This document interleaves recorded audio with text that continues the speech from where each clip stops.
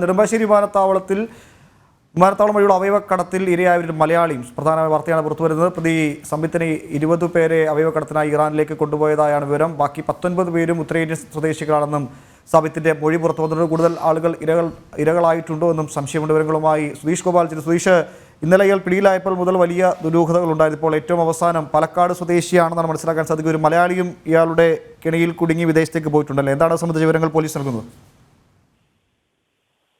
ഉമേഷ്, ഇന്നലെ ഉച്ചയോടെയാണ് നെടുമ്പാശ്ശേരി വിമാനത്താവളത്തിൽ സബിത്ത് പിടിയിലാവുന്നത്. അത് എമിഗ്രേഷൻ വിഭാഗ ഉദ്യോഗസ്ഥർ ഇയാളുടെ ദുരൂഹതകൾ ശ്രദ്ധയിൽപ്പെട്ടതിനെ തുടർന്ന് പിടികൂടി നെടുമ്പാശ്ശേരി പോലീസിനെ ഏൽപ്പിക്കുകയായിരുന്നു. തുടർന്ന് ഇയാളെ ചോദ്യം ചെയ്യുമ്പോൾ പല കാര്യങ്ങളും കളവാണ് പറയുന്നതെന്നും പോലീസ് സ്ഥിരീകരിച്ചിട്ടുണ്ട്. എന്നാൽ ഇയാളുടെ ഇതുവരെയുള്ള മൊഴിയിൽ പറയുന്നത് 20 പേരെ ഇത്തരത്തിൽ ഇറാനിലേക്ക് കടത്തിയിട്ടുണ്ട്. ഇത് കുവൈറ്റ് വഴി ഇറാനിലേക്ക് കടത്തുന്ന ഒരു രീതിയായിരുന്നു ഇയാൾ പിന്തുടരുന്നത്. അപ്പൊ അങ്ങനെ ഒരാളെ കടത്തി അതിന്റെ അവയവം വിൽക്കാൻ സാധിച്ചാൽ 5 ലക്ഷം രൂപ കമ്മീഷൻ ലഭിച്ചിരുന്നു എന്നും പറയുന്നു. ആ ഒരു പശ്ചാത്തലത്തിൽ തന്നെ 20 പേരെ കൊണ്ടുപോയി 19 പേരും ഉത്തരേന്ത്യക്കാരായിരുന്നെന്നും ഒരാൾ മലയാളിയാണെന്നുമാണ് ഇയാളുടെ മൊഴിയിലുള്ളത്. എന്തു തന്നെയായാലും ഇയാളുടെ മേൽവിലാസത്തിലടക്കം സംശയങ്ങൾ നിലനിൽക്കുന്ന ഒരു സാഹചര്യവും ഉണ്ടായിരുന്നു. ഇത് സംബന്ധിച്ച് തൃശൂർ സ്പെഷ്യൽ ബ്രാഞ്ച് അന്വേഷണം ആരംഭിച്ചിട്ടുണ്ട്. ഇതേ സാഹചര്യത്തിൽ തന്നെ ഇറാനുമായി മറ്റും ബന്ധപ്പെട്ടുള്ള ഇടപാടുകൾ നടത്തി എന്നതുകൊണ്ട് തന്നെ കേന്ദ്ര രഹസ്യാന്വേഷണ ഏജൻസി അടക്കമുള്ളവർ ഈ വിഷയത്തിൽ അന്വേഷണം ആരംഭിച്ചിട്ടുണ്ട്. അവരെല്ലാം തന്നെ നെടുമ്പാശ്ശേരി പോലീസുമായും ബന്ധപ്പെട്ടിട്ടുണ്ട്. ഇന്ന് കോടതിയിൽ ഹാജരാക്കിയാലും ഇയാളെ കസ്റ്റഡിയിൽ ലഭിക്കുന്നതിന് അപേക്ഷ കൊടുക്കുമെന്നും അറിയിച്ചിട്ടുണ്ട്. പോലീസ് കസ്റ്റഡിയിൽ വാങ്ങിയാൽ മറ്റ് കേന്ദ്ര ഏജൻസികൾ അടക്കം വന്ന് ചോദ്യം ചെയ്യുന്ന സാഹചര്യവും ഉണ്ടാവും. ഇയാളുമായി ബന്ധമുള്ള ഇതിലെ കണ്ണിയായ ഒരു കൊച്ചി സ്വദേശി കൂടി ഇപ്പോൾ പോലീസ് കസ്റ്റഡിയിലുണ്ട്. ഇയാളുടെയും കൂടുതൽ വിവരങ്ങൾ പുറത്തുവിടുന്നില്ല. ഇന്നലെ റൂറൽ എസ്.പിയോട് സംസാരിക്കുമ്പോഴും പറഞ്ഞത് ഇത് വിവിധ കേന്ദ്ര ഏജൻസികൾ കൂടി അന്വേഷിക്കുന്ന ഒരു വിഷയമായതുകൊണ്ട് തന്നെ അതിന്റെ വിവരങ്ങൾ പുറത്തുവിടുന്നതിന് പരിമിതികൾ ഉണ്ട് എന്നതാണ് പറയുന്നത്.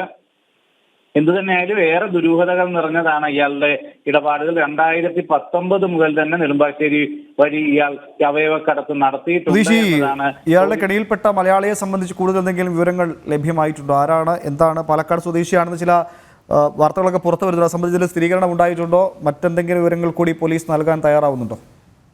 ഉമേഷ്, അത് സംബന്ധിച്ചത് അടക്കമുള്ള കാര്യങ്ങൾ രഹസ്യമായി തന്നെയാണ് ഇപ്പോൾ പോലീസ് വെക്കുന്നത്. പാലക്കാട് സ്വദേശിയാണ്, ഒരു മലയാളി എന്നത് മാത്രം ഇയാളുടെ മൊഴിയിൽ നിന്ന് വ്യക്തമായതാണ്. അതിലും ഇനിയും പോലീസിന് സ്ഥിരീകരണം അടക്കം നേടേണ്ടതുണ്ട്. കാരണം ഇയാൾ പറയുന്ന പല മൊഴികളും കളവാണെന്നുള്ള ഒരു സാഹചര്യം നിലനിൽക്കുമ്പോൾ ഇത്തരത്തിൽ പാലക്കാട്ടുകാരെ കൃത്യമായി തിരിച്ചറിയുകയും അവരുമായി സംസാരിക്കുകയും വേണം.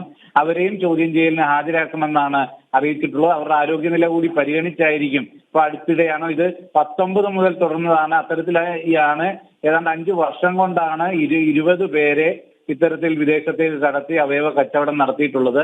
അതുകൊണ്ട് തന്നെ ഇതിൽ കൂടുതൽ ആൾക്കാർ ഈ 5 വർഷ കാലയളവിനുള്ളിൽ ഇതിൽ കൂടുതൽ ആൾക്കാരെ കൊണ്ടുപോയിട്ടുണ്ടോ, വേറെ ഏതെങ്കിലും വിമാനത്താവളങ്ങൾ കേന്ദ്രീകരിച്ച് ഇതുപോലെ പോയിട്ടുണ്ടോ എന്ന് അടക്കമുള്ള കാര്യങ്ങളെല്ലാം പരിശോധിക്കുന്നുണ്ട്. ഉത്തരേന്ത്യക്കാരാണെങ്കിൽ അവിടെ നിന്ന് മറ്റ് ഉത്തരേന്ത്യൻ വിമാനത്താവളങ്ങളിൽ നിന്ന് തന്നെ പോയിട്ടുണ്ടാവാനുള്ള സാധ്യതയും എല്ലാം പരിശോധിക്കുന്നുണ്ട്.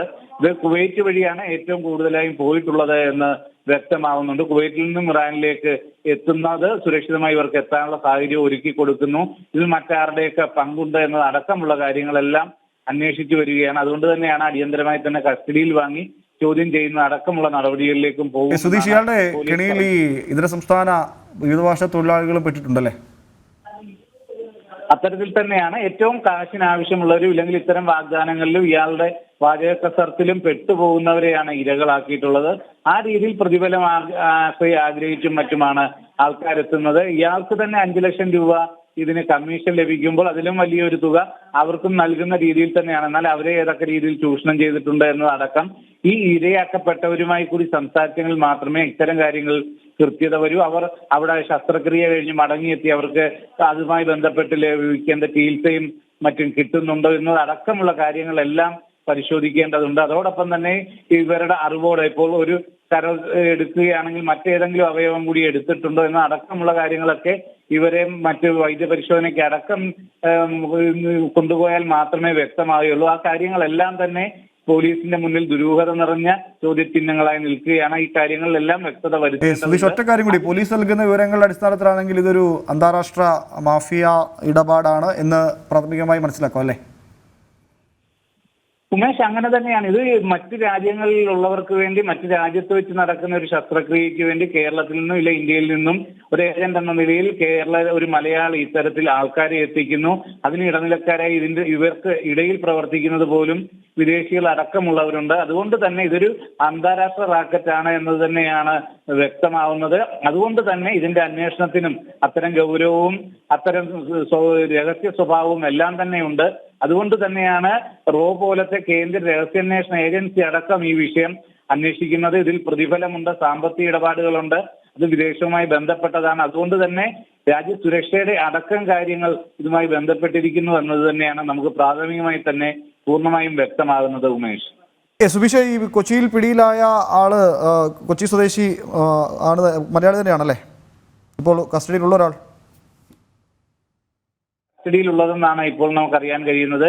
കൂടുതൽ പേരും ഇതുമായി ബന്ധപ്പെട്ട് നിന്നവര് കൂടുതൽ പേരും കസ്റ്റഡിയിലാവാനുള്ള സാധ്യതയുമുണ്ട്. എന്നാൽ ഇത് കേരളത്തിൽ മാത്രം ഒതുങ്ങി നിൽക്കുന്ന ഒരു അന്വേഷണം അല്ലെന്നതും ഇതിന്റെ പ്രതിബന്ധങ്ങൾ ശക്തമാക്കുന്നതാണ്. അതുകൊണ്ട് തന്നെ ഇതിന്റെ കേന്ദ്ര ഏജൻസികളുടെ അന്വേഷണത്തിന് കേരള പോലീസിനേക്കാൾ കൂടുതൽ സൗകര്യവും ഗൗരവവും ഉണ്ടാവും എന്ന് തന്നെയാണ് നമുക്കിപ്പോൾ മനസ്സിലാക്കാൻ കഴിയുന്നത്. ഉമേഷ്.